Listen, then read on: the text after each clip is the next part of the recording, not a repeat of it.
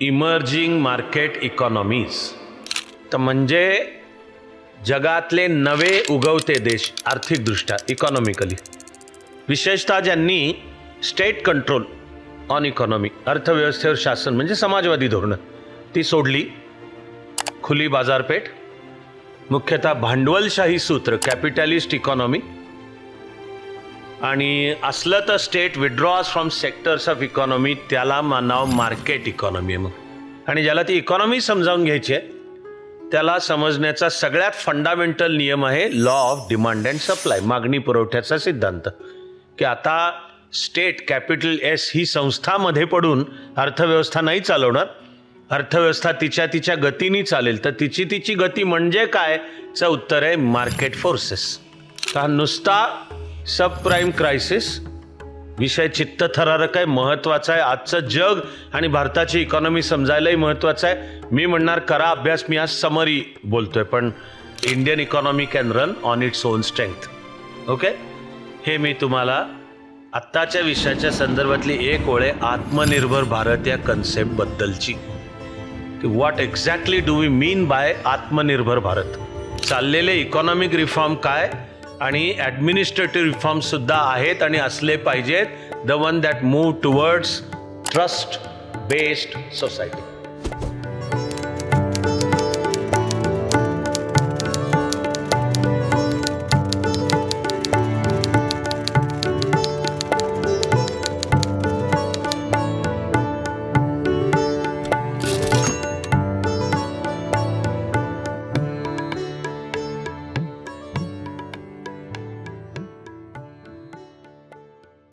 संसदेचं अधिवेशन चालू होतंय 28 जानेवारीला आणि इकॉनॉमिक सर्व्हे मांडला जाणार आहे 30 जानेवारी. आणि रविवार असला तरी आता ठरलंय की 1 फेब्रुवारीच्या रविवारी 11 वाजता अर्थमंत्री निर्मला सीतारमण त्यांचं एका अर्थाने रेकॉर्ड ठरणारं बजेट त्या सादर करतील. स्वतंत्र भारताच्या इतिहासात आजपर्यंत जास्तीत जास्त रेकॉर्ड मोरारजीभाई देसाईंचा आहे अर्थमंत्री म्हणून, त्यांनी 9 सादर केली आत्तापर्यंत. आणि मग आता रविवार 1 फेब्रुवारीला निर्मला सीतारमण सादर करतील, ते त्यांचं 10वं असणार आहे, म्हणजे त्या ओव्हरटेक. आणि तरी अजून ज्याला सलग किती बजेट्स सलग सादर केली तेवढं निर्मला सीतारमणनं करायला पुढचं वर्ष अजून.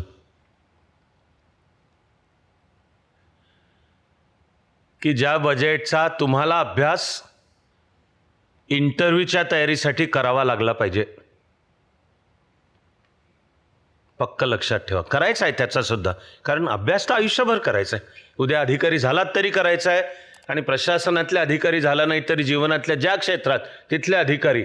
तर त्यामुळे एकूण इकॉनॉमी समजणे आणि दरवर्षीच्या इकॉनॉमिक सर्व्हे आणि बजेट, म्हणून मी ठरवलं की मग आजचा वेळ मी जरा इकॉनॉमीच्या मुद्द्यांविषयी बोलायलाच देणार आहे तुम्हाला. तेही तुमच्या असेलच लक्षात की नेहमीप्रमाणे धर्माधिकारी बुवा मनात एक विषय ठरवून त्यांचं कीर्तन चालू करतात, ते ठरलेल्या वेळात कधी संपतच नाही, कधीच संपत नाही. की जर एक मध्यवर्ती कल्पना doctor Vijay Kelkar saying India's economic reforms programme should now move from product reform two factor reform, एवढं एक वाक्य निरूपण आलं. आणि मग आपण त्याचं जे पाहिलं त्यातला प्रॉडक्ट रिफॉर्म, मग त्यातली प्री 1991 इकॉनॉमी जिचं 2 शब्दातलं वर्णन आहे सोशलिस्ट इकॉनॉमी, पण ती कोसळायला आल्यावर केलेले बदल, की मग ज्याचं नाव LPG, लिबरलायझेशन, प्रायव्हेटायझेशन, ग्लोबलायझेशन, मराठीमधले जास्ती आकर्षक आहेत खाऊ उजा, खाजगीकरण, उदारीकरण, जागतिकीकरण. पण ज्याचं नाव फर्स्ट जनरेशन रिफॉर्म्स, ते मुख्यतः प्रॉडक्ट रिफॉर्म आहेत. आणि मी त्याची तुम्हाला उदाहरणं देत बोललो होतो, पण ते मुख्यतः प्रॉडक्ट रिफॉर्म आहेत. ते मी उदाहरण बोलताना मग निरूपणाला मी 2च प्रॉडक्ट्स घेतली होती. Remember those are products belonging to service sector, पण प्रॉडक्ट्स आहेत. इन्शुरन्स हे प्रॉडक्ट आहे, फायनान्शियल प्रॉडक्ट. आणि टेलिकॉम सर्व्हिस तर सर्व्हिस आहे ती, पण तिचं बाह्य हार्ड रूप आहे मोबाईल किंवा घरातला फोन. तो तर आता गेलाच. तो आता लँडलाईन नावाचं काही लफडं असतं कोणाच्या लक्षातच नसेल. पण असा प्रॉडक्ट रिफॉर्म, मग मी त्याचं थोडक्यात तुम्हाला असं ग्लिम्स दिली होती की फर्स्ट जनरेशन रिफॉर्म म्हणजे काय, आणि आता देअरफॉर सेकंड जनरेशन रिफॉर्मकडे जायचं असेल तर म्हणजे काय, आणि आता पुढची गती मिळायची असेल तर फॅक्टर रिफॉर्म म्हणजे काय. आणि हे करताना पण इकॉनॉमिक्समधलंही basic 4 factors of production, land, labour, capital, management. माझ्या मनात आज आहे की त्यातले उरलेले एकदम स्पेसिफिक की हे अलीकडच्या काळातले अत्यंत महत्त्वाचे आहेत. हे मी एकूण माझ्या अभ्यासातून ते एकत्र करून म्हणते. हे काही वैयक्तिक माझं गर्वाचं वाक्य नाही, आणि याला काहीतरी माझा वैयक्तिक गर्व समजण्या एवढे तुम्ही कोणी मूर्ख नसाल ह्याची मला खात्री आहे. पण आधीच्याही तासाला जे सांगितलं ते आणि आता सांगतोय हे तुम्हाला कुठं असं एकत्र बुवा रेडी एका नाही मिळणार. हे एकीकडे माझा नेहमी चालू असणारा अभ्यास, ज्यातली मुख्य भूमिका भारत देशाचा कार्यकर्ता, पण तो कार्यकर्त्याचा अभ्यास पण जबरदस्त पाहिजे आणि तो कृतिशील पण पाहिजे. हे 12 जानेवारीला जेवढे होतात त्यांनी तरी वेळ कमी पडला, ठीक आहे, जेवढे होतात त्यांनी ऐकलं असेल. पण त्यातून आणि मला जे जाणवत राहतं की डॉक्टर विजय केळकरांसारखी व्यक्ती हे म्हणते, आणि मला जाणवतं की खरंच भारताची वाटचाल आता फॅक्टर रिफॉर्म, उत्पादनाचे घटक या दिशेने होती. आता ते माझं जे काही पहिलं झालं आधी घरात, ते समक्ष, ते घरातल्या मुलांसाठी, कारण मग जिथे असलं तर नंतरच्या तासाला त्यातली प्रश्नोत्तर. पण मग जरा त्याची क्वालिटी पाहिल्यावर आपण विचार केला ते यूट्यूबवरही टाकू. तुमच्या माहिती आहे की नाही मला कल्पना नाही, पण ते एव्हाना 50,000 जणांनी पाहून झाले, आणि खाली पण एक 450 कॉमेंट्स आहेत.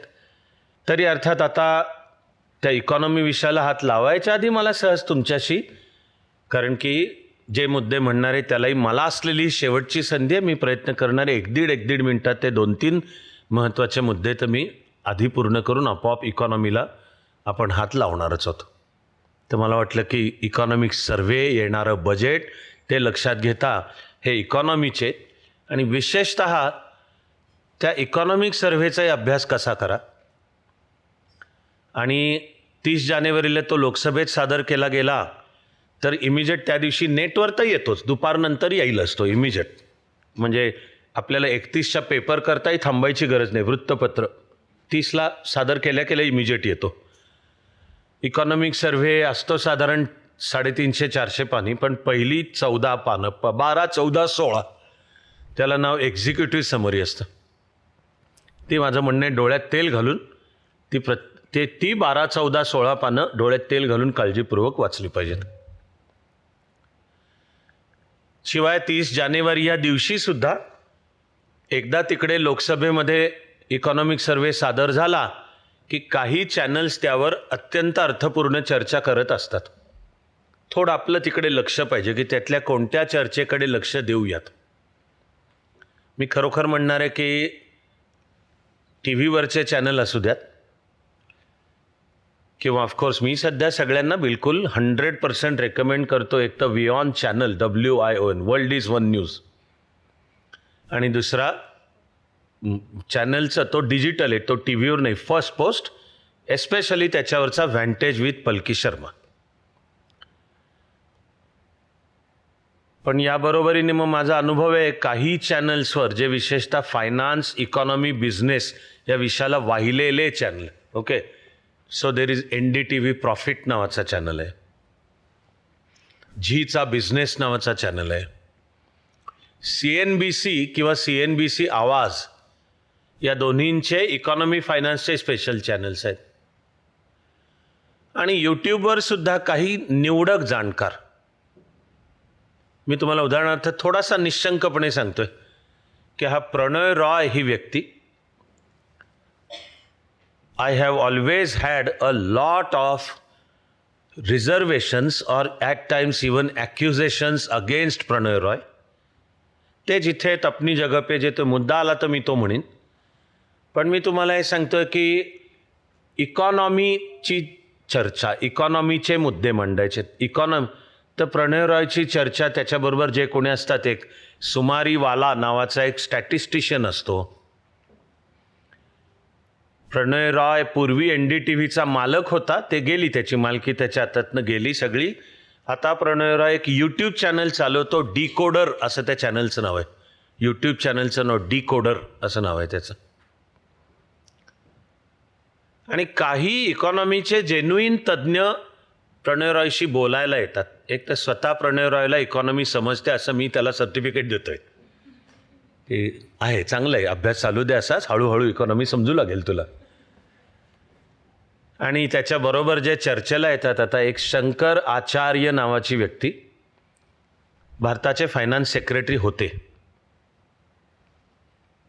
IAS ऑफिसरच, त्यांचा सुद्धा इकॉनॉमीचा स्वतःचा अभ्यास पण उत्तम होता. ते वेगवेगळ्या चॅनल्सवर येतात. अधिक सविस्तर वेळ मिळाल्यावर मी तुमच्याशी एकूण यूट्यूब चॅनल मी सुद्धा लक्षपूर्वक कोणते फॉलो करतो आणि तुम्ही पण करा. पण आत्ता मी वेळेअभावी त्यातल्या ज्या एकाच चॅनलचा उल्लेख करतोय त्याचं नाव पी गुरुज म्हणून आहे. P capital G capital, P Gurus, आणि लिहिला जातो शब्द सलग, म्हणजे P आणि G कॅपिटल सलग आहेत, आणि गुरुज GURUS. ह्याचा एक मेन अँकर श्री अय्यर नावाची व्यक्ती आहे. हे चॅनल चालवतात कॅलिफोर्नियातनं. पण मी तुम्हाला सांगतो की त्यांचे एक एक युनिट अत्यंत अभ्यासपूर्ण, डाऊन टू अर्थ, अतिशय कूल, कलेक्टेड, प्रोफेशनल, आणि तरी ह्या राष्ट्राला समर्पित. फिजिकली, जॉग्राफिकली राहू देत तिकडे कॅलिफोर्नियामध्ये, पण भारत, भारतीय संस्कृती, आणि म्हणून there is no jingoism. He does not compromise with facts etcetera म्हणतात ते अभ्यासपूर्ण. त्यातलं इकॉनॉमी पार्टचं. तर असे निश्चितपणे त्यांच्याबरोबर 1-2-3 नावं आहेत, त्यांच्याबरोबर ते डिस्कशनमध्ये येतात. एक उत्सव चक्रवर्ती म्हणून आहे,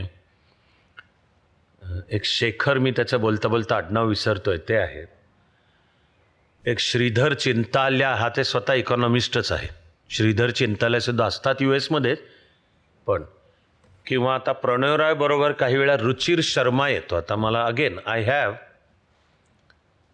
developed some reservations or accusations against Ruchir Sharma. But they do not stop me from saying that when it comes to economics, Ruchir Sharma deserves respect. तर मागे त्याचं एक प्रचंड गाजलेलं पुस्तक आहे. मी का त्या पुस्तकाचं एक्झॅक्ट नाव विसरतोय, पण मी तुम्हाला सांगतोय ते इमर्जिंग मार्केट इकॉनॉमीज. इकॉनॉमिक्समध्ये त्याला EMEs लिहिताना, EME कॅपिटल हे लिहिताना ते असं लिहितात. EMEs stands for emerging market economies. तर म्हणजे जगातले नवे उगवते देश आर्थिकदृष्ट्या, इकॉनॉमिकली, विशेषतः ज्यांनी स्टेट कंट्रोल ऑन इकॉनॉमी, अर्थव्यवस्थेवर शासन म्हणजे समाजवादी धोरणं ती सोडली, खुली बाजारपेठ, मुख्यतः भांडवलशाही सूत्र, कॅपिटलिस्ट इकॉनॉमी, आणि असलं तर state withdraws from sectors of economy, त्याला नाव मार्केट इकॉनॉमी आहे. मग की खुल्या अर्थव्यवस्थेची the most fundamental institution is the market, बाजारपेठ. आणि ज्याला ती इकॉनॉमी समजावून घ्यायची आहे त्याला समजण्याचा सगळ्यात फंडामेंटल नियम आहे law of demand and supply, मागणी पुरवठ्याचा सिद्धांत. की आता स्टेट कॅपिटल S ही संस्थामध्ये पडून अर्थव्यवस्था नाही चालवणार, अर्थव्यवस्था तिच्या गतीने चालेल. तर तिची गती म्हणजे काय चं उत्तर आहे मार्केट फोर्सेस. त्याचं उत्तर आहे डिमांड अँड सप्लाय. ओके, मग स्टेटमध्ये कुठे येईल हे मी झालंय सांगू ना आधीच्या सत्रात, आठवण करून देतोय. तर त्याचं नाव आहे state intervention for market correction. हे सूत्र लिहून घ्या. हे मी मागच्या सत्राला बोललेलो नाही आहे, त्यामुळे सूत्र फारच क्रिटिकल आहे. हे आत्ता सांगतोय, हे मागच्या सत्राला हे सूत्र झालेलं नाही, आत्ता मी त्याला आवश्यक ती मिनटं देणार आहे. इमर्जिंग मार्केट इकॉनॉमी म्हणजे काय? The economy moves from state control to an open economy, the economy that is based essentially on capitalist principles. तिथे मग स्टेट राज्यसंस्थेचा रोल काय राहिला? तर काही वेळा बाजारपेठ हाताबाहेर जाऊ शकते. तुम्ही जर सगळंच law of demand and supply, मागणी पुरवठ्याचा सिद्धांत, हा भाग मी मागणी पुरवठ्याचा सिद्धांत भाग मागच्या वेळी बोललो आहे, ही फक्त आठवण करून देतोय. आणि बेसिक कॉमन सेन्स आहे. कोणत्याही वस्तू किंवा सेवा, ही इकॉनॉमिक्समधली आणखी एक basic term, goods and services. कोणत्याही वस्तू किंवा सेवेची मागणी वाढली तर किमती वाढतात, मागणी कमी झाली तर किमती कमी होतात. तर याला इकॉनॉमिक्समधलं नाव आहे price elasticity of demand. English शब्द आहेत प्राईस इलॅस्टिसिटी म्हणजे लवचिकता. प्राईस इलॅस्टिसिटी ऑफ डिमांड म्हणजे मागणीचा किंमत प्राईसवर काय परिणाम होतो, मागणीनुसार किमतीचं काय होतं, याला इकॉनॉमिक्समधला शब्द आहे प्राईस इलॅस्टिसिटी ऑफ डिमांड. आणि मग त्याचं करेक्ट इंग्लिशमधलं वर्णन आहे prices are proportional to demand. ज्या प्रमाणात मागणी वाढते त्या प्रमाणात किमती पण वाढतात. मी आठवण करून देतो की मी ह्याचासुद्धा तुम्हाला मागच्या वेळी उदाहरण असे करंट काही मुद्दे बोलत आठवण करून दिली होती, ज्या एका कन्सेप्टचं नाव आहे सर्ज प्राइसिंग. ह्याची मी आठवण सांगितलं होतं मागच्या वेळी. सर्ज, काही कारणामुळे अचानक एखाद्या वस्तू किंवा सेवेची मागणी वाढते, आपोआप बाजार त्याला रिस्पॉन्ड करतो आणि हे वाढत जाते. फार मी पहलगाम 22 एप्रिल दहशतवादी हल्ला आणि काश्मीर खोऱ्यामध्ये जे लाखो प्रवासी आनंद साजरा करायला त्यांना जगण्याचंच एकदम टेन्शन, आता ते मिळेल त्या पुढच्या विमानाने बाहेर, विमानात जागा 300च आहेत आणि नॉर्मल तिकिटाचे रेट जर 5,000 असले तर वाढतं कशाने? ज्याच्यापाशी थोडा पैसा येतो म्हणतो 5 का मी 6,000 देतो पण मला तिकीट दे. दुसरा म्हणतो तो 6 देतोय का मी 7 देतो पण मला तिकीट दे. This is called surge pricing. सरकारला मग मध्ये पडावं लागलं तिथे. Then that is called state intervention for market correction. State intervention for market correction. एका मुद्द्याची आठवण करून देऊन मी पुन्हा त्या मुद्द्यावर आत्ता वेळ घेणार आहे. आठवण याची करून देतो की मी तुम्हाला मागेच्या तासाला रुपी डॉलर रिलेशनशिप हा मुद्दा बोललो. याही मुद्द्याच्या बाबतीत सांगितलं की 1991 पर्यंत ERM ह्या दोन्ही संज्ञा सांगितल्या आहेत. मागच्या तासाला ही आठवण करून देऊन मी धागा जोडून घेतोय त्याला. एक्सचेंज रेट मेकॅनिझम आणि PPP पर्चेसिंग पॉवर पॅरिटी सगळं बोललो आहे मागच्या वेळी. पण मुद्दा तेव्हाही होता, आजही तो अजून चालू आहे, व्हॅलिड आहे, की डॉलरच्या तुलनेत रुपया घसरतो आहे. मग आता पूर्वी जेव्हा ERM वॉज स्टेट कंट्रोल्ड, RBIचा कंट्रोलच होता. RBI सांगायचे की शहाणपणा नाही करायचा, 25 रुपयाला $1, समजा अगदी 1991 मधलं तर माझ्या आजपर्यंत लक्षात आहे, 8 रुपयाला $1 आणि 25 रुपयाला £1. अजूनही आपलं जास्ती नातं ब्रिटिश पाऊंडशी होतं, पण that was controlled exchange rate. Okay, क्रमाक्रमाने तो उठवला. ते थोडं माझं सांगून झालं आहे, आठवण देतोय करून. पहिला जो केला आहे त्या भागा म्हणजे फर्स्ट जनरेशन रिफॉर्म्स, त्याचं नाव आहे पार्शल कन्व्हर्टिबिलिटी. रुपयाची परिवर्तनीयता पण पार्शल, प्रमाणित मुदतीत. इथे सुद्धा पार्शल कन्व्हर्टिबिलिटी. मग कशावरची? याचं उत्तर आहे करंट अकाउंट. इकॉनॉमिक्समधले मग करेक्ट शब्द आहेत पार्शल कन्व्हर्टिबिलिटी ऑन करंट अकाउंट. मागच्या तासाला जे मी उदाहरण बोललो होतो की ERM स्टेट कंट्रोल्ड होते म्हणजे काय, 1991च्या आधी जर मला अमेरिकेत जायचं असेल तर डॉलर मला खरेदी करावे लागायचे. RBI सांगते तर, पण त्याच्यासाठी RBIची परवानगी, लायसन्स मागावं लागायचं की या तारखांना असा असा दौरा आहे, मला $500 लागतील, तुम्ही रेट सांगा तेवढे. RBIचं लायसन्स मिळालं की बँकेत जायचं, ते लायसन्स दाखवून रुपये द्यायचे, डॉलर घ्यायचे, ते तुमच्या पासपोर्टवर एंटर होणार. आणि तुम्ही तो अमेरिका दौरा करून परत आल्यावरही त्या $500 काय झालं तो हिशोब पुन्हा द्यायचा. This is all state control on ERM. ठीक आहे. फर्स्ट जनरेशन रिफॉर्ममध्ये तो उठला, त्याचं नाव आहे करंट अकाउंटवरचे, करंट चालू खात्यावरील खर्च, याला आता लागत नाही परवानगी. ओके, पण अजूनही ज्याचं नाव आहे capital account. So India has not yet accepted convertibility on capital account. भांडवली खात्यावरील रुपयाची परिवर्तनीयता अजूनही नाही. आता भांडवली खात्यावरीलचा अर्थ काय झाला सोपा, की हा जो तू खर्च डॉलर करू म्हणतोयस, हा तुझा असा दैनंदिन जीवनातला खर्च नाही आहे. कुठली तरी मशिनरी इम्पोर्ट करायची आहे, कुठला तरी कच्चा माल इम्पोर्ट करायचा आहे, किंवा कुठली तरी सर्व्हिस इम्पोर्ट करायची आहे, सॉफ्टवेअर कोणीतरी डेव्हलप केलं आहे, तुला ते इम्पोर्ट करायचं आहे. तर this is all called capital account, आणि अजूनही त्याला सरकारची परवानगी लागते. जर आपण कन्व्हर्टिबिलिटी ऑन कॅपिटल अकाउंट, भांडवली खात्यावरील परिवर्तनीयता स्वीकारली, ओके, तर त्याचा अर्थ होतो की आता भारताचं चलन फुल्ली कन्व्हर्टिबल झालं, की रुपया आहे पूर्णपणे परिवर्तनीय चलन बनलं. Rupee becomes a fully convertible. Fully कन्व्हर्टिबलचा सुद्धा मग आता अर्थ आहे की तुला गडबडच नाही पाहिजे. कुठल्याही खर्चासाठी काही तुला आत्ता भारतात वावरतोयस, भारताचं चलन रुपया आहे, पण तुला काही कारणाने तुला वाटलं की तुला $1 बिलियन तुला मशिनरी मागवायचे, तर फुल कन्व्हर्टिबिलिटीचा अर्थ आहे नो प्रायर परमिशन्स रिक्वायर्ड. त्या दिवशीचा मार्केट रेट पाहायचा. आजचा जर मार्केट रेट 91 रुपये काहीतरी पैसे असलं, तर $1 बिलियन तुला असले तर म्हणजे 91 पॉईंट काहीतरी बिलियन रुपये तेवढे भर, तुला 1 बिलियन मिळतील आणि मागवायची ती मशिनरी तू मागव. This is called full convertibility on capital account.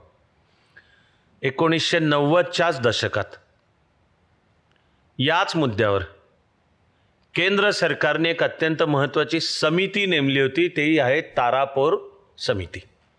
हे स्वतः तारापोर हे एक ज्येष्ठ इकॉनॉमिस्ट त्या काळातले.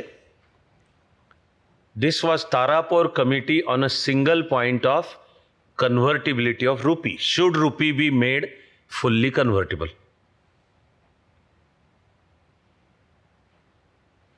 तारापोर कमिटीची one line recommendation was yes, rupee should be made fully convertible.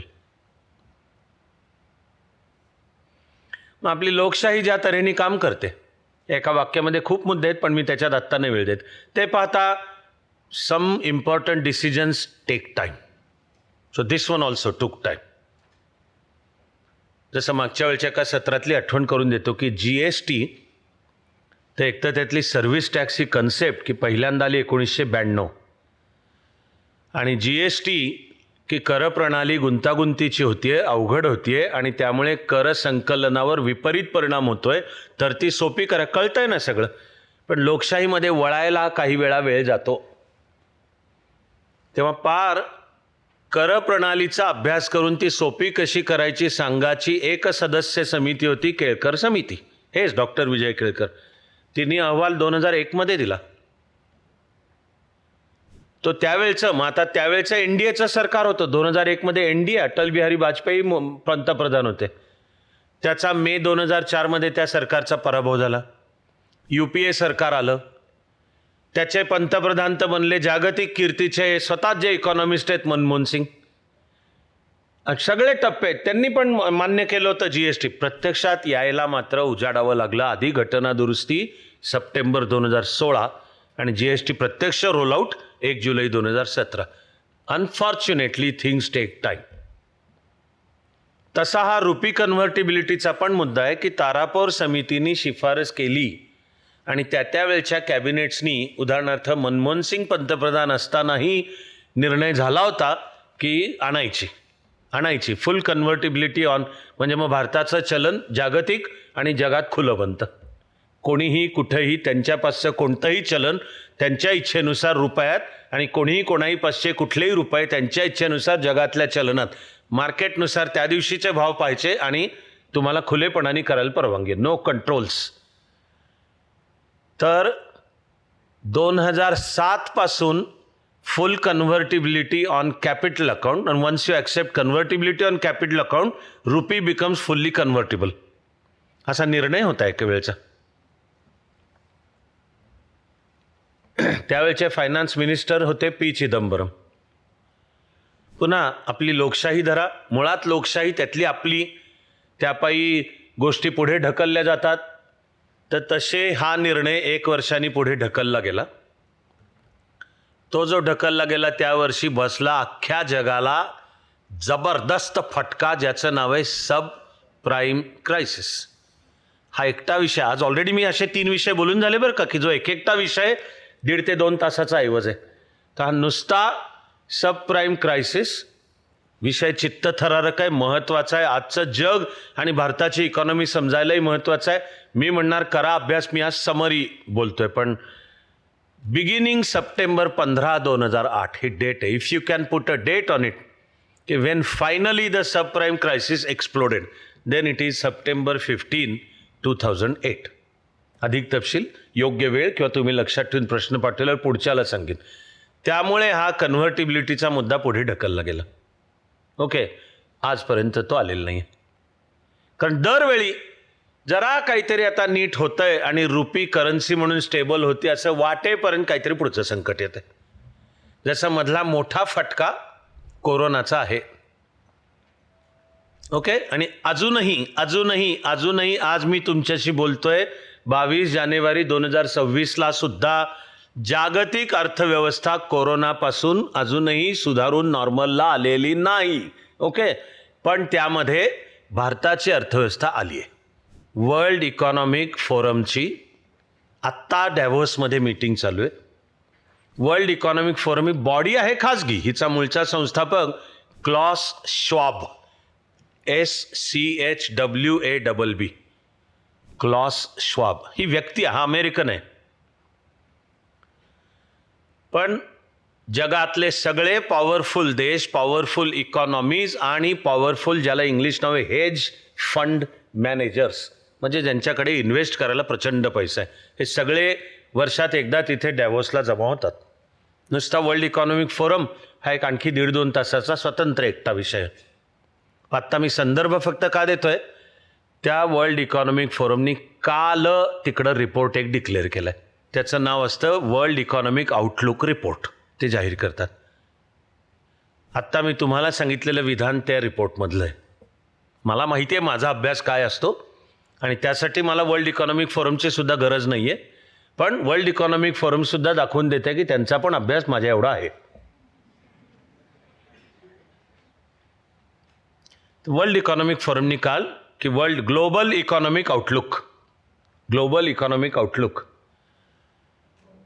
तर that the global economy has not yet recovered from corona, but Indian economy has, and Indian economy is showing surprising resilience. कालच्या world economic फोरमच्या रिपोर्टमध्ये सुद्धा चालू वर्षीचेही आकडे, चालू 25-26, की भारताची economy काय गतीने वाढेल, तो WEFनी आणखी वाढवला काल. एक्सपेक्टेड की अरे ही आणखी वाढेल. म्हणजे नुसतं आपण मागच्या एका तासाला दुसऱ्या क्वार्टरची चर्चा केली होती, 8.2%. तर दुसरी क्वार्टर म्हणजे जुलै, ऑगस्ट, सप्टेंबर. आज मी तुमच्याशी बोलतोय तेव्हा तिसरी क्वार्टर पण संपली आहे, म्हणजे ऑक्टोबर, नोव्हेंबर, डिसेंबर. We are into the last quarter. पण उलटं असतं की वाढत जातात आकडे. मी तुम्हाला जाता जाता आठवण करून देतोय नावं न घेता, की बिलकुल 8.2% हे आकडे जेव्हा आले तेव्हा काही निवडक वृत्तपत्रात बिलकुल मी माझ्या अभ्यासाचा भाग म्हणून नीट अभ्यासपूर्ण लेख वाचलेत की हा 8.2 हा तात्पुरता आकडा आहे. पुढच्या क्वार्टर्समध्ये तो कमी होणार आहे. आणि मी त्याचं कात्रण ठेवलं आहे की तिसऱ्या क्वार्टरचे रिपोर्ट आले की हे फक्त कात्रण दाखवायचं त्यांना. कारण मला ते वाचतानाच माहिती आहे की ॲक्च्युली माझा आरोप आहे त्या वृत्तपत्रावर, they are so bloody, so die-hard anti-Modi BJP that these guys don't even like good things happening about India because they think the credit goes to government, so they want to twist it. ते आकडे फुगवलेलेच कसे आहेत, आकडे खोटेच कसे आहेत, संशयास्पदच कसे आहेत. कुठला तरी काढायचा मग IMFचा रिपोर्ट आणि दाखवून द्यायचं की तो म्हणतोय बघा कुठला अलेक्झांडरनी भारतावर आक्रमण केलं त्यावेळेचा. म्हणजे असं ट्विस्ट करणे एकाचं दोन आणि दावा मात्र की आपण अभ्यास केल्यासारखं अशा ह्याच्यातले खोटं आहे अजिबात. इनफॅक्ट तिसऱ्या क्वार्टरलाही वाढला. आता चौथी तर असतेच, इकॉनॉमिक ॲक्टिव्हिटीला चौथी क्वार्टरच डिसायझिव्ह असते. जी चालू आहे त्याच्यामध्ये. पण वर्ल्ड इकॉनॉमिक फोरमने अपडेट केले आकडे. आणि 26 हे वर्ष, आता अमेरिका कॅलेंडर इयर फॉलो करते आणि अमेरिकेनुसार जगातले बहुसंख्य देश कॅलेंडर इयरच फॉलो करतात. आपण नाही, आपलं इकॉनॉमिक इयर 1 एप्रिल ते पुढच्या वर्षीचा 31 मार्च आहे. For whatever are the reasons, त्याच्यात मी आत्ता नाही जात. इयर 26 करता जगातल्या इकॉनॉमिस्टनी पॉसिबिलिटीज ऑफ रेसेशन, मंदी शक्य आहे असं ते सांगतात. परत हा एकटा विषय 1.5 तासाचा ऐवज आहे. पण ट्रम्पच्या टॅरिफचा जगावर परिणाम काय होईल, तर possibly it can generate recession in the year for the year 26. तरी वर्ल्ड इकॉनॉमिक फोरमही सांगते की असं झालं तरी one economy that shows resilience is Indian economy. आता तिकडे त्या बोलतायत त्या स्वतः जागतिक अभ्यासाच्या तज्ज्ञ गीता गोपीनाथ त्यांचं नाव आहे, त्या भारतीय आहेत. आता कोणाला म्हणायचं असलं की गीता गोपीनाथ BJP-वाले आहेत, मोदींच्या बाजूचे आहेत, जशी इटलीची प्राईम मिनिस्टर आहे. आता त्याची मर्जी. पण मग माझं म्हणायचं आहे, अभ्यास करायचा तर तू फॅक्ट्स, डेटा, मी आज काही मुद्द्यांकडे येणार आहे की त्याच्या आधारे आपल्याला कसं समजतं इकडे जायला पाहिजे आपण. त्यामुळे ब्रॉडली हे इंडियन इकॉनॉमी, तशी कन्व्हर्टिबिलिटी ऑफ रुपी, आणि तरी माझं निरूपण अजून या सूत्राचं चाललं आहे, state intervention for market correction. ते का मी मूळच्या मुद्द्यापाशी येतोय की आत्ता अगदी आत्ताची लेटेस्टही आहे की रुपया आणखी घसरतोय. मग what does it mean state intervention for market correction? की रुपया डॉलरचं नातं जर मार्केट फोर्सेस, बाजारपेठेचा सिद्धांत, आणि त्याचा बेस म्हणजे मागणी पुरवठ्याचा सिद्धांत, जर दिसून आलं, तुम्ही रुपयाकडे एक सेवा म्हणून पहा, it's a financial product, okay, आणि त्या रुपयाचा भाव डॉलरच्या तुलनेत घसरतोय, डॉलरचा भाव वर जातोय, okay, what is it that state, Bharat सरकार आणि इथे RBI, what is it that it can and if required it should do for what is called as market correction, okay. जर रुपया डॉलरच्या तुलनेत घसरतोय, ओके, तर त्याचा अर्थ आहे की डॉलरची मागणी वाढते, ठीक आहे. मग तो रुपया स्टेबल करायचा असेल तर उपाय आहे डॉलरचा सप्लाय वाढवा, की खुल्या बाजारात जास्ती डॉलर सोडा, डॉलरचा सप्लाय वाढवा. सप्लाय वाढला की हे स्टेबल होतील. आजच्या तारखेला भारताचे फॉरेन एक्सचेंज रिझर्व्स जवळजवळ $700 बिलियन आहेत, ऑलमोस्ट. थोडी कमी आहे 700 बिलियनला, पण ही हिस्टॉरिक फिगर आहे, ही प्रचंड मोठी फिगर आहे. This shows that Indian economy is doing well. इथेही मी तुम्हाला इकॉनॉमिक्समधलं एक फार मोलाचं वाक्य सांगून ठेवतो, त्याचं नाव आहे that the fundamentals of Indian economy are strong. हे विधान, हे आजच्या तारखेलाही खरं आहे विधान. That while we have some problems, agreed, the problems are always there, but fundamentals of economy are strong. पण त्या फंडामेंटल्समधला एक क्रायटेरिया असतोय, तुमच्याकडे फॉरेक्स रिझर्व्स किती आहेत. तर भारताचे आता 700 billion, okay. This is enough to stabilise the rupee dollar rate. की जर हाताबाहेर जात आहे असं वाटलं आणि जरा तो स्टेबल, तर ओके, तर RBI can release more dollars into the market and the rates will be stabilised. आता कधी RBI हे करतं, कधी करत नाही, त्याची त्यावेळची कारण. तरी मी मागच्या वेळी हे थोडं बोललो होतो की डॉलरच्या तुलनेत रुपया घसरला तर भारताचे एक्सपोर्ट्स स्वस्त बनतात आणि इम्पोर्ट्स महाग बनतात. Partially they may absorb the shock of Trump's tariffs, की तू टॅरिफ लावल्याने भारताच्या वस्तू अमेरिकेच्या बाजारपेठेत महाग होणार आहेत काय, हे गे रुपया डॉलर नातं खाली आल्यामुळे त्यास आणखी परत स्वस्त होऊन बसतील, एटसेट्रा. पण हे state intervention for market correction, मी तुम्हाला याचं आणखी एक उदाहरण बोलणार आहे. I am reasonably certain you are going to enjoy that. 1991 पूर्वी भारतातले पेट्रोलचे दर सुद्धा असायचे स्टेट कंट्रोल्ड, की सरकार नावाची जी व्यवस्था आहे ती सांगणार किती रुपयाला 1 लिटर पेट्रोल, ओके. नुसतं नाही, 1991 पर्यंत the entire petrol sector was under state control. It was considered a sensitive sector of economy. And therefore the socialist logic was that no, state has to control petrol.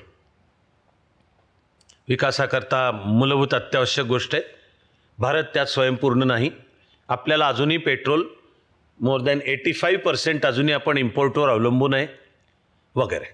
आता energy सिक्युरिटीचा मुद्दा and therefore भारताची energy policy आणखी एक मोठा सारांश रूपाने 1.5 ते 2 तासाचा विषय.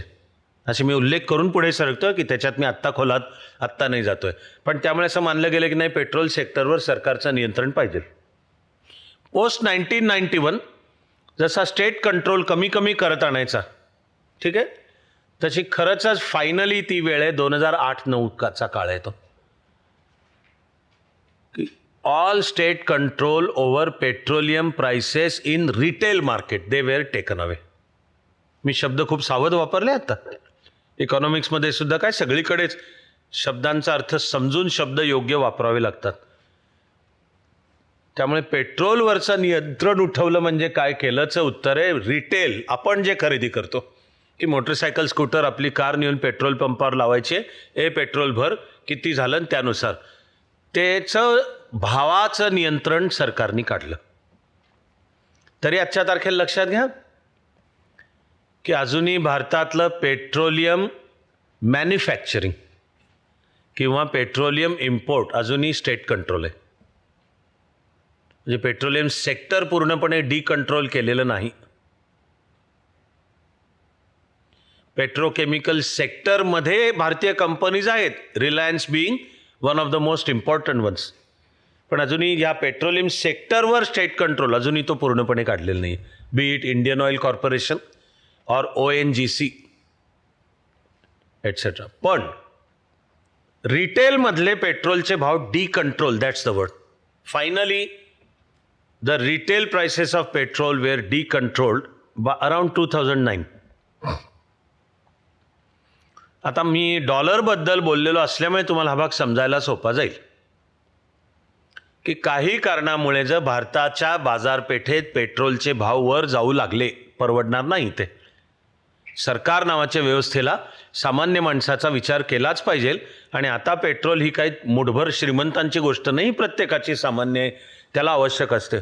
त्यामुळे पेट्रोलचे भाव जर वेडेवाकडे कडाडू लागले तर state intervention. So what the state do now? The simple answer is increase the supply of petrol. की डिमांडच्या तुलनेत पेट्रोलचे भाव वर जात आहेत. आता ते स्टॅबिलाइज कसे करायचे? तर अजूनही पेट्रोल सप्लायवर स्टेट कंट्रोल आहे. नळ किती मोठा करायचा, किती लहान. आणि जर जाणवलं की पेट्रोलचे भाव वर जात आहेत तर नळ मोठा करा आणि जरा जास्तीचं पेट्रोल बाजारात टाका की पेट्रोलचे भाव आपोआप. ॲक्च्युली हा नुसता एकटा विषय पण एक अत्यंत फॅसिनेटिंग आहे. असे तर माझे किती मला इतके फोर्स करत आणि अजूनही आज मनात 2-3 असेच माणूस म्हणूनचे जास्ती महत्त्वाचे विषय बोलण्याचे आहेत. पण तिकडे आता तासाच्या शेवटाकडे बहुधा मी येईन. पण हा नुसता हा विषयसुद्धा चित्तथरारक आहे. मी तरी स्वतःला फोर्स करतो आहे तुमच्याकडनं अपेक्षा ठेवून की कमी शब्दात म्हणेन ते तुम्हाला किती प्रचंड मोठा मुद्दा सरांनी सांगितला हा जरा तुम्हाला लक्षात यावा असं मी अपेक्षित धरतो आहे. आत्ता काही काळापूर्वी एक वेळ आहे की जेव्हा जगाच्या बाजारपेठेतले पेट्रोलचे भाव कोसळले. ठीक आहे. तर मग भारताच्या रिटेल म्हणजे रोजची बाजारपेठ यातले भाव खाली आले का? याचं उत्तर आहे नाही आले. असं मी पॉज घेत बोलतोय for the point to sink into your mind and then माझ्या बरोबर पुढे सरकणे की ओके. हा साधारण मी तुम्हाला 2014-15 सांगतोय. म्हणजे पहिल्यांदा मोदी सरकार जेव्हा सत्तेत आलं त्याच्या पहिली काही काळ पेट्रोलचे जगातले भाव खाली गेले खूप. लक्षात घ्या की जर आपण आपलं 85% पेट्रोल तर आपण आयातच करतो. एक आपण we have followed a very careful policy regarding petrol. भारताकडे स्वतःची पेट्रोलची उत्पादनं आहेत का? तर इकडे बॉम्बे हायला इंडियन ओशनमध्ये तेल विहिरी आपल्याला सापडलेत, आसाममध्ये आहेत. आता बोललं जाते राजस्थानमध्ये सापडत आहेत आणि तिकडे अंदमानच्या जवळच्या समुद्रात सापडलेत. ओके, तरी आपण अजूनही आपलं 85% जास्ती पेट्रोल आपण आयातच करतो. की ही पॉलिसी 100% बरोबर आहे. 100%. जोपर्यंत खुल्या बाजारातले पेट्रोलचे भाव देशाच्या अर्थव्यवस्थेला परवडत आहेत तोवर आपलं पेट्रोल सांभाळून ठेवायचं आणि अजून त्यांचंच आयात करायचं. Remember, energy security is a major ingredient of even foreign policy. ते जरा मी तुमच्याशी परवा जास्ती बोलणार आहे. संकल्प दिवस त्यात एक विषय, पण ते जास्ती परवा बोलणार आहे. आपण जर पेट्रोलियम करता सौदी अरेबिया, इराक, UAE म्हणजे मुख्यतः इस्लामिक कंट्रीज वर अवलंबून असलो तर त्याचा आपल्या विदेश नीतीवर परिणाम होतो आणि तो फॅक्टर विचारात तर घ्यावा लागतो. पण जागतिक राजकारणात उद्या जर कधी अशी वेळ आली की ओपेक संघटनेचं नाव OPEC, organisation of petroleum exporting countries, OPEC ही फॉर्मली अस्तित्वात आली 1968 मध्ये. ह्याला इकॉनॉमिक किंवा बिझनेस मॅनेजमेंटमधला शब्द आहे कार्टेल, की एका विशिष्ट क्षेत्रातले सगळे एकत्र येतात so that they can dictate terms to the market. की ते एकत्र येतात, कार्टेल फॉर्म केलं त्यांनी की आता मग पेट्रोलियम सेक्टरवर आमचा कंट्रोल आहे, मग बऱ्या बोलांनी तुम्हाला आमचं ऐकायला लागेल. That does affect international relations and that does affect foreign policy. जसं पुन्हा मी एक प्रचंड मोठा मुद्दा तुम्हाला थोडक्यात सांगतोय, तो म्हणजे 1973 मध्ये अमेरिका इस्रायलला पाठिंबा देते म्हणून ओपेक देशांनी 3 महिन्याच्या अंतरात 2दा पेट्रोलच्या किमती डबल केल्या. म्हणजे 3 महिन्याच्या अंतरात, 3 महिन्याच्या सुरुवातीला जर किमती 100 आहेत मानलं तर त्यांनी त्या 3 महिन्याहून कमी काळात एकदा केल्या 100च्या 200 आणि मग केल्या 200च्या 400 खाटकन. So this is called the oil shock of 1973.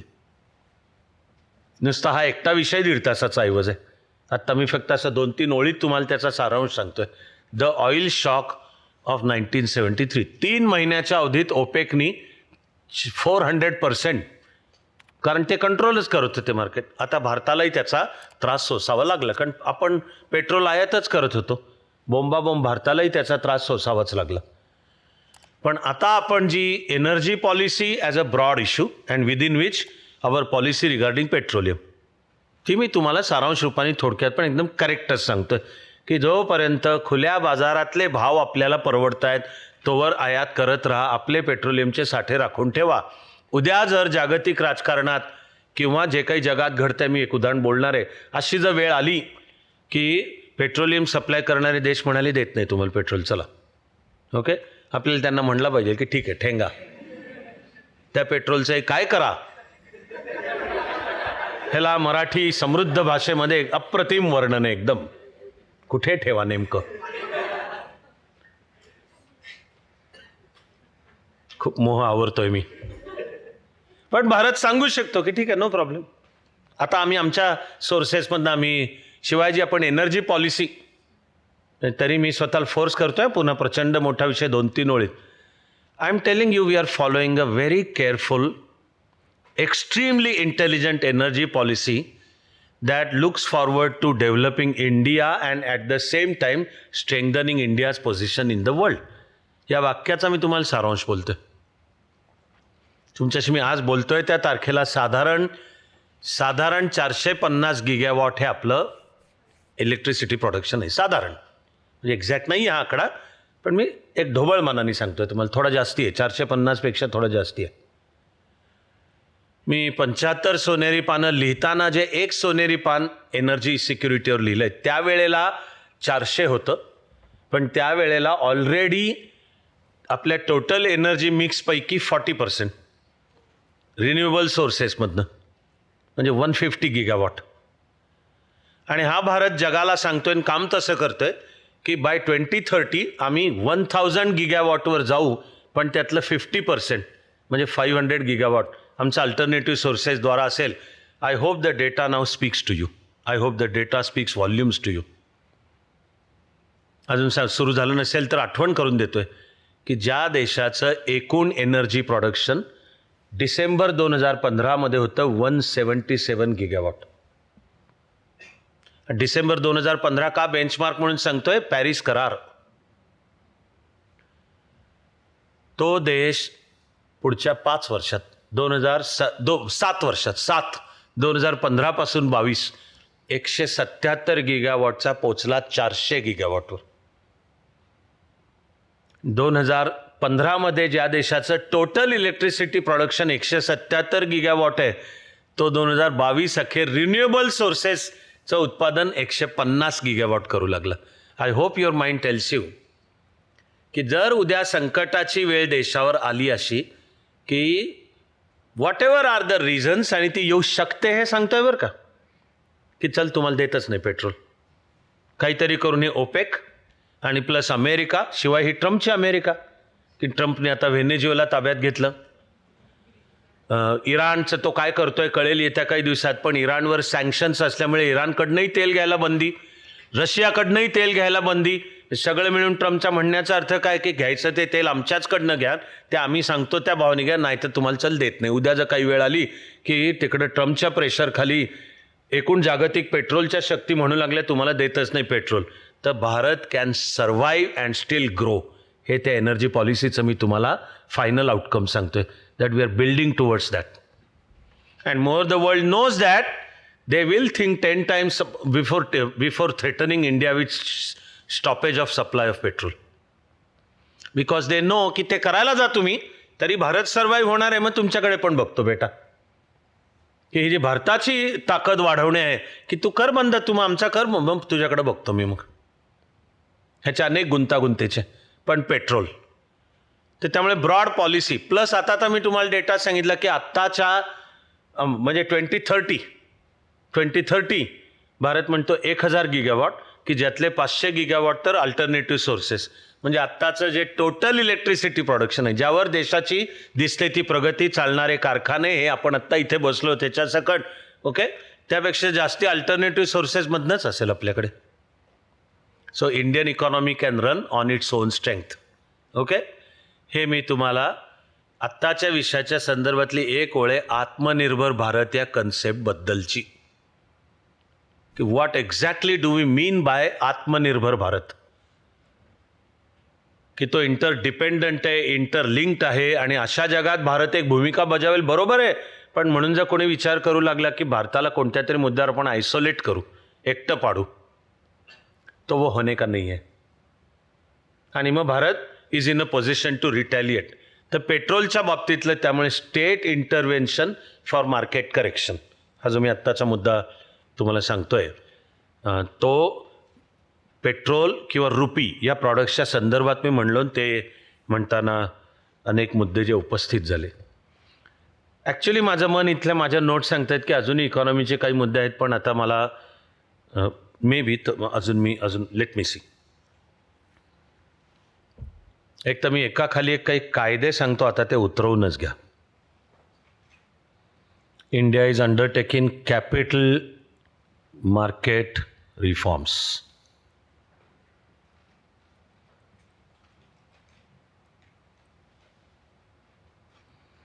So we are back to the point of factor reforms. तर आता कॅपिटल मार्केट म्हणजे एक येईल सेबी,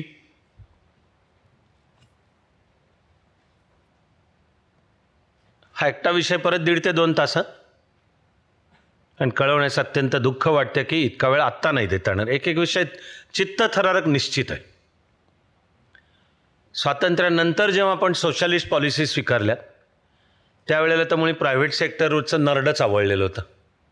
प्रायव्हेट सेक्टरला शिंकायचं असलं तरी अर्ज करून सरकारची परवानगी मागावी लागायची, मिळाली तर तुम्हाला शिंकायला परवानगी आहे, नाहीतर तुमच्या विरुद्ध क्रिमिनल ॲक्शन घेतली जाईल. आज ऐकताना तुम्हाला तुमच्या पिढीला आश्चर्य वाटू शकतं की कोणाला साधी कंपनी काढायची आहे तरी परवानगी लागायची, त्या कंपनीचं भांडवल किती तरी त्याला परवानगी लागायची. त्याचं त्या काळातलं नाव होतं कंट्रोलर ऑफ कॅपिटल इश्यूज, असं त्या बॉडीचं नाव आहे, CCI. This was under ministry of finance, CCI, controller of capital issues. कोणत्याही कंपनीला, टाटा, बिर्ला, गोदरेज, किर्लोस्कर, सिंगाने, अंबानी, अडानी, कोणी म्हटलं मग आम्हाला कंपनी, ओके, ह्यांच्याकडे जावलं, ह्यांचे पाय धरणे. आणि थोडा जरी जर समजा बिझनेस, इकॉनॉमी, कॉमर्सला कोणी असला तर अभ्यास असेल, आणि नसला तरी काय कळणार नाही असं अजिबात नाही आहे. भांडवलाचे प्रकार असतात की एकूण किती भांडवल उभं करायचं आहे. ओके, तर कंपनी म्हणते की आम्हाला एकूण उभं करायचं आहे 100 कोटी, पण त्यातले आत्ता 10 कोटीच उभे, त्याला म्हणतात पेड अप कॅपिटल. की एकूण जरी 100, ते लगेच 100 कोटी लगेच नको आहेत, आम्हाला जे काम चालू करायचं आहे त्याला आत्ता भांडवलाची गरज 10 कोटी आहे, त्याला म्हणतात पेड अप कॅपिटल. त्याला पण वेगळी परवानगी लागायची. आणि मग उदाहरणार्थ त्यामध्ये जे कंपनी स्थापन करतायत तर त्याला शब्द आहे प्रमोटर. तर प्रमोटर स्वतःचा पैसा किती घालतायत, तर समजा 10 कोटीमधले 2 कोटी प्रमोटर घालतायत, आणि आता प्रमोटर म्हणतात 8 कोटी आम्ही खुल्या बाजारातून उभे करू, म्हणजे शेअर विकू. शेअर 8 कोटी समजा विकायचे आहेत, तर बस 100 रुपयाचे 8 लाख शेअर आम्ही बाजारात विक्रीला काढू, त्याला म्हणतात कॅपिटल इश्यू. त्याला सुद्धा नाव आहे IPO, initial public offering. IPO, initial public, सगळ्याला जावं लागायचं सरकारकडे. ओके, 91 नंतर जे बदल होत गेले त्यातनं हे सगळं दूर झालं, आणि eventually then CCI was replaced with SEBI, securities exchange board of India. सेबीचं डिझाईन अमेरिकेचं आहे SEC, सिक्युरिटीज एक्सचेंज कमिशन, त्यावर आहे SEC. आता याचं मुख्य काम आहे गुंतवणूकदाराच्या हिताचं रक्षण, protecting the interest of the investor, सेबीचं काम. आणि देअरफॉर सेबी शेअर बाजारावर देखरेख ठेवते. आता भारतातला सगळ्यात जुना शेअर बाजार आहे मुंबई, म्हणून BSE, बॉम्बे स्टॉक एक्सचेंजचा सेन्सेक्स मे बी उत्साहाने एक्साइट होऊ नका, किंवा या निमित्ताने होणार असला तरी इकॉनॉमिक्सचा चला उस बहानेही सही, पण जरा अभ्यास जास्ती नीट करा. एकदम असं जरा सेन्सेक्स, सेन बाजूला ठेवा. So there is BSE Sensex and there is NSE Sensex. NSEचं हेडक्वार्टरही आहे मुंबईच, पण नॅशनल स्टॉक एक्सचेंज. आपल्याला इकॉनॉमी ट्रॅक करणे म्हणजे एक इंडिकेटर आहे, एकमेव नाही, सर्वात महत्त्वाचा नाही, पण येस की समजून घ्यायची असेल तर एक की आत्ता शेअर निर्देशांक काय आहे. मराठी शब्द आहे निर्देशांक. तो हा एवढ्या बाबतीत मी मान्य करतो की तो इंग्लिश शब्द इतका आकर्षक नाही आहे, पण आत्ता काहीतरी 80, 81, 82 हजार काहीतरी असेल, थोडा कमी होतोय. 2 दिवसापूर्वी 1000 खाली गेला, काल पुन्हा थोडा सुधारला. दुपारी 3ला 3:30ला बंद होतो. आजच्याकडे घरी गेलो की कळू, किंवा मी प्रवासात बसलो की याच्यावर नेटवर मी पण चेक करीन. पण हे लक्षात आणून देतो की मोदी सरकार जेव्हा आलं त्यावेळेचा BSE सेन्सेक्स होता 17,000. 17, 11 वर्षात तो 17वरनं 81,000, ऑलमोस्ट 5 टाइम्स. आय रिपीट की शेअर बाजार हा एकमेव नाही आहे, पण तो इंडिकेट तर करतो की कुठल्या कुठे पोचली मार्केट व्हॅल्युएशन, आणि भारताच्या इकॉनॉमीचं कुठल्या कुठे पोचलं. सत्ता ताब्यात घेताना जर 17,000 असेल, 11 वर्षामध्ये तो 85, 81, 82, म्हणजे ऑलमोस्ट 5 टाइम्स शेअर बाजार. तसं आपलं लक्ष BSE सेन्सेक्स काय आहे आणि NSE दोनाचं पण रिलेशन असतं. BSE मध्ये आहेत टॉप 30 कंपनीज, देशातल्या टॉप बिगेस्ट 30 कंपनीज 30 येतात, आणि वेगवेगळ्या बाजारपेठेचा मग मिड कॅप म्हणतात त्याला, म्हणजे स्मॉल आणि मीडियम सेक्टर, तर त्याला नाव आहे स्मॉल कॅप. की स्मॉल आणि मीडियम सेक्टरच्याही कंपन्यांचं मार्केट व्हॅल्युएशन, त्याच्या आधारावर शेअरचा निर्देशांक काय होतो, त्याचं नाव आहे स्मॉल कॅप. मिडल लेवलचं जे सेक्टर आहे की त्या या टॉप 30 एवढ्या मोठ्याही नाहीत, पण स्मॉल स्केल MSME पण नाही आहेत, हे मिड कॅप त्याला नाव आहे. त्याचे सेन्सेक्स येत असतात त्याचे वारंवार वेळोवेळी. आपलं पण तिकडे लक्ष देण्याने इकॉनॉमी समजायला मदत होणार आहे आपल्याला. आणि NSE मध्ये 50 आहेत निफ्टी. तर निफ्टी हा शब्दसुद्धा येतो टॉप 50, म्हणजे नॅशनल 50 म्हणून निफ्टी. तर तो टॉप 50 कंपन्या त्याच्यामध्ये येतात. आता हे जे capital market reforms bill has already been introduced in Lok Sabha. मी तुम्हाला आत्ता सारांश रूपाने एवढं सांगतो की याच्याशी संबंधित तऱ्हातऱ्हांचे वेगवेगळे कायदे आहेत, त्यांची गुंतागुंत आहे आणि they affect the corporate sector adversely. तर कॅपिटल मार्केट रिफॉर्म म्हणजे ते दूर करून एक कोहेसिव्ह, एक एकसंध, तुलनेने सोपा, ट्रान्सपरंट, अकाउंटेबल टू पीपल असे कॅपिटल मार्केट रिफॉर्म्स आणायचे. हा एकटं क्षेत्रसुद्धा मी म्हणतो की 1.5 ते 2 तासाचे, पण मी एकच उदाहरण देऊन पुढच्या मुद्द्याकडे जाईन. त्या उदाहरण इथे समजावून घेण्याचा शब्द आहे डिक्रिमिनलायझिंग. हा शब्द इथे समजावून. उदाहरणार्थ मी इथे उदाहरण घेतोय company law. There is company law. तुमच्यातल्या ज्यांना UPSC द्यायची आहे ते UPSCत सिलेक्ट झालात तर इट्स पॉसिबल की ज्या एका सर्व्हिसचं नाव आहे Indian company law service, ICLS. आपले आहेत अनेक जण तिथे आत्ता. इंडियन कंपनी लॉ सर्व्हिस अशी वेगळी बदलता काळ लक्षात घेता नव्याने आलेली सर्व्हिस आहे कॉर्पोरेट सेक्टरची सुपरव्हिजन, कोऑपरेशन आणि त्याला चालना द्यायला. ठीक आहे. पूर्वी कंपनी लॉमध्ये अनेक तरतुदी अशा होत्या की बोर्ड ऑफ डायरेक्टरकडनं एवढंसं काही झालं तरी बेड्याच हातात त्यांना डायरेक्ट आणि तुरुंगातच, आणि मग केस, आणि मग ती पुढची 5, 10, 15, 20 वर्ष चालणार. Okay. All of this acts as a disincentive. This doesn't mean that all criminal acts of corporate sector can be forgiven. Point is, we need to be careful about what you want to call as crime, okay, and what might be an illegal thing. तुम्ही ती civil केस त्याच्यावरची करा चालू, पण तुम्ही जर unless you go into the bona fides of the action, but just because there is a section in company law, तुम्ही एवढंसं काही की तुम्ही डायरेक्ट बेड्याच तुम्हाला हातात, मग लोक 50 वेळा विचार करणार आहे तो कंपनी स्थापन करण्यापूर्वी असं. किंवा मग त्यातनंही करप्शन, पिल्फरेजेस, मग पाकिटपोस्टी करा, मग अटक नका करू, मग पॉलिटिशियन्सशी कॉन्टॅक्ट, मग उलट्याचं नाव आहे क्रॉनिक कॅपिटलिझम. त्याऐवजी तुम्ही अनावश्यक गोष्टी डिक्रिमिनलाइज करा. समजा मी तुम्हाला एक साधं उदाहरण बोलतोय की कंपनी लॉ खाली आणि तो जो संबंधित लॉ आपला, आपण पब्लिक चॅरिटेबल ट्रस्ट आहोत, ते मी जाणीवपूर्वक केलं आहे, मी आत्ता त्याच्यात वेळ नाही घालवत, पण त्याखाली दरवर्षी 31 मार्चला आर्थिक वर्ष एकतर आपण बजेट चॅरिटी कमिशनला सादर करायचं असतं. पुढल्या वर्षाचं बजेट आधीच्या वर्षीच्या समजा 31 डिसेंबरपर्यंत सादर करायचं असतं. ठीक आहे. काही कारणामुळे त्याला उशीर झाला, कायदा जर म्हणायला लागला की मग ट्रस्टीजना अटकच करतो, का तुम्ही बजेट उशिरा सादर केलं. किंवा वर्ष संपलं की ऑडिटर ऑडिट करतो आणि ऑडिटेड रिपोर्ट चॅरिटी कमिशनरला सादर करायचा असतो. कायदा जर म्हणायला लागला की काही कारणामुळे त्या ऑडिटला उशीर झाला, तुम्हाला सादर करायला उशीर, की डायरेक्ट बोर्ड ऑफ ट्रस्टीज जे असतील त्यांना अटकच. तर डिक्रिमिनलाइजचा अर्थ आहे की जरा सूक्ष्म नीट पहा की कोणत्या गोष्टीला तुम्ही क्राईम म्हणणार आहात आणि कोणती आहे तुमच्याकडनं राहिलेली त्रुटी आहे, इर्रेग्युलॅरिटी आहे, ती पूर्ण करा. अपूर्तता ती पूर्ण करा. जसं मी तुम्हाला सांगतोय की आता तर 4-5 वर्ष होऊन गेली, पण निर्मला सीतारामन यांनी टॅक्स ऑथॉरिटीची एक मीटिंग घेऊन सांगितलं की तुम्ही टॅक्स टेररिस्ट होऊ नका. फार मोलाचा मुद्दा आहे. इथे सुद्धा मी एकच उदाहरण देऊन, आता मात्र अजूनही मुद्दे राहत असले नेहमीप्रमाणे, तरी मी जरा शेवटच्याकडे येणार आहे.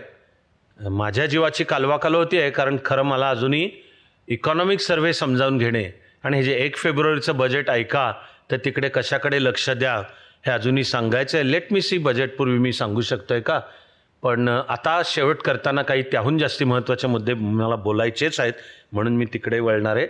या कॅपिटल मार्केट रिफॉर्म्स हे जे मी तुम्हाला लिहून घ्या सांगितलं, आणि असे अनेक कायदे आणि डिक्रिमिनलाइज करणे, आणि तुम्ही त्यातलं मोटिव्ह क्वेश्चन करा, कुठल्या गोष्टीला तुम्ही क्राईम म्हणणार आणि कुठल्याला की ही इरेग्युलरिटी एवढी दूर करा. त्याचं मी तुम्हाला जरा एक उदाहरण सांगतो का. आणि हे सगळे आता त्या कॅपिटल मार्केट रिफॉर्ममध्ये एकत्र येतात. पण EPFO, एम्प्लॉईज प्रॉव्हिडंट फंड,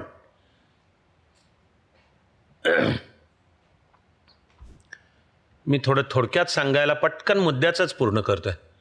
की कायद्यात अशी तरतूद आहे त्या की कोणत्याही एस्टॅब्लिशमेंटमध्ये जर 20पेक्षा जास्ती कर्मचारी कामगार असतील तर त्यांना EPFO लागू होतो. आणि मग EPFOचं प्रिन्सिपल आहे की मॅन्डेटरी EPFO कोणाला आहे तर त्यातल्या ज्यांना महिना 15,000पेक्षा कमी आहे, मंथली इमॉल्युमेंट्स 15,000पेक्षा कमी आहेत, तर मग मॅन्डेटरी EPFO लागू आहेत. आणि मग तो 6% जे त्याला एम्प्लॉय करतात त्यांनी भरायचे असतात EPFOच्या अकाउंटवर. आणि मग त्याला मॅचिंग इक्वल केंद्र सरकार देत असतं. हा अलीकडचाही झालेला एक बदल आहे, तरी त्याला आता 5-7 वर्ष झाली, पण मी हा मुद्दा सोपा करायला तुम्हाला सांगतोय. एखादं एनी इकॉनॉमिक अंडरटेकिंग की तिथे 20पेक्षा जास्ती जर पेड लोक असतील तर EPFO लागू झाला. आणि मंथली जर 15,000पेक्षा जास्ती असेल तर EPFO व्हॉलंटरी आहे, बाइंडिंग नाही आहे. पण ज्यांना पेमेंट महिना 15,000पेक्षा कमी आहे तर त्यांच्या बाबतीत बाइंडिंग आहे. ठीक आहे. अनेक मी सहज पटकन 2 उदाहरणं बोलीन. एक माझ्या संपर्कात असलेले पूर्वीचे पुणे विद्यापीठाचे रजिस्ट्रार, त्यांनी इकडं शिक्रापूरच्या बाजूला त्यांची स्वतःची एक शिक्षण संस्था काढली आणि तिचं ते काम करत होते. तर तिच्यामध्ये रस्ते, त्याला बाजूला झाडं लावणे, याला त्यांनी काही कामगारांना काम दिलं होतं 2 महिन्याकरता. आणि अर्थातच मग त्यांची जी काही रोजीरोटी ठरत होती त्यानुसार महिना 15,000पेक्षा जास्ती होत नव्हते. काम बीम सगळं पूर्ण झालं, ह्यांनी पेमेंट केलंय. कायदा म्हणतो की मागच्या 5 वर्षाचा हिशोब काढू शकतो. त्या EPFO ही परीक्षा UPSCच घेते. आपल्यातले सुद्धा अनेक जण ती देऊन अनेक जण आता EPFOत काम करतायत, उत्तमच काम करतायत. पण या शिक्षण संस्थेला त्या कन्सर्न EPFOनी नोटीस दिली की हे तुमच्याकडे हे एवढे कामगारांनी काम, ते टेम्पररी काम होतं बरं का. व ह्यांनी काही शोषण केलं असा त्याचा अर्थ नाही. दिलं होतं पेमेंट, पण तुम्ही त्यांचा EPFO भरलेलं नाही. ओके. सबब त्या EPFOचे 10 टाइम्स दंड, खाडकन की बसा बोंबलत. किंवा तुमच्या कोणाच्या जर लक्षात असेल तर आपलं विद्यापीठ उभारणीच्या कामामध्ये जो आशिष कुलकर्णी म्हणून मदत करतोय, मोठी आपलाच विद्यार्थी, दुसऱ्या वर्षीचा, त्याचे वडील, त्यांची मराठवाड्यामध्ये स्वप्नभूमी नावाची NGO आहे. मी महाराष्ट्राचा ज्यावेळी महिला बाल कल्याण खात्याचा संचालक होतो, म्हणजे मी तुम्हाला 1991चं सांगतोय, त्या सुमाराला त्यांनी तिकडे ती संस्था चालू केली होती. अनाथ मुलांना दत्तक घेऊन माणूस म्हणून सन्मानाने वाढवणे, इथून सुरुवात असं करूनचे त्यांनी. तर तेव्हापासून माझा त्यांचा संपर्क, संस्थेचे हेतू उदात्त सगळं. हळूहळू ते स्वप्नभूमीचं काम वाढत गेलं. मग हे त्याच्यावर त्यांनी 12 जानेवारीच्या कार्यक्रमात आशिषचा धाकटा भाऊ बोलला, अजिंक्य, तो म्हणाला आम्ही विज्ञान केंद्र स्थापन करायला. तर पहिलं विज्ञान केंद्र त्यांनी ते की लहान मुलांना विज्ञानाची गोडी लागायला खेळांच्या द्वारा विज्ञान कसं शिकवायचं, ते विज्ञान केंद्र उभं करायला काही काळासाठी काही कामगार होते. बस EPFOनी तिकडून नोटीस, खाडकन, की तुम्ही त्यांचे EPFO भरला नाही, सबब ते टेम्पररी कामगार आहेत. आणि मग कायद्यातली व्यवस्था की तुमचं अख्खं संस्थेचं अकाउंट EPFO फ्रीज करू शकतं, म्हणजे ताब्यातच, की तुम्हाला 4 आणे पण अकाउंटवर काढायला परवानगी नाही. आणि संस्था चालकांना अटक. याला मी सांगते दीज आर ड्रॅकोनियन प्रोव्हिजन्स. आणि डिक्रिमिनलाइज म्हणजे तुम्ही सटल फरक करा, तुम्ही पूर्तता करून घ्या ना, सांगा ना तुम्ही. तर मला माहिती आहे की EPFOवर नंतर केंद्र सरकारच्या मग ऑर्डर्स आल्या आहेत की तुम्हाला जर दिसून आली इरेग्युलॅरिटी, आधी त्या संस्थेला सांगा, त्यांना जाणीव करून द्या कायद्याची, आणि सांगा की तुम्हाला मुदत देतो, जे प्रॉव्हिडंट फंडाचं तेवढं तुम्ही तुमच्या सवडीने या काळात भरा. कारण लगेच ते चोर नाही आहेत, हे जे वागवलं जाणं आहे सगळं, की लगेच ते जणू चोर आहेत. आणि त्या नादामध्ये जे खरंच चोर आहेत त्यांचं मात्र काही बिघडत नाही. ते आवश्यक ते पाकिटं वगैरे सगळं देऊन. आणि हे पण पुन्हा की मग क्रिमिनलाइज म्हणजे मग तुला आता तुरुंगात जायचं नसेल, इकडं क्वाइटली मला पाकिट पाठव. तर मी ज्याने आत्ता स्वतःला फोर्स करतोय, अजून सांगण्याजोगन चित्त थरार खूप असलं तरी, जो मुद्दा सांगून मी समारोप करतोय आत्ताचा, आणि मला 1-2-3 मुद्दे तुमच्याशी बोलायचे आहेत. पण to develop a trust based system, हा आहे मुद्दा. Trust based system. आणि चाललेले इकॉनॉमिक रिफॉर्म काय आणि ॲडमिनिस्ट्रेटिव्ह रिफॉर्मसुद्धा आहेत आणि असले पाहिजेत. The one that move towards trust based society, trust based laws आणि trust based administrative methods of functioning.